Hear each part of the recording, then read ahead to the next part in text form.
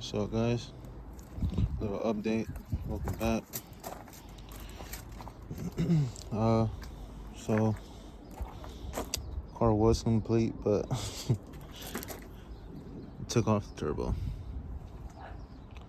I had a oilless competition turbo. I had it was a 5862. It wasn't up to my the power I wanted to make, so changed it up.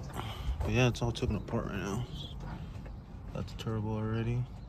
Just got it today, so I'll show you guys. It's gonna be a BNRS6.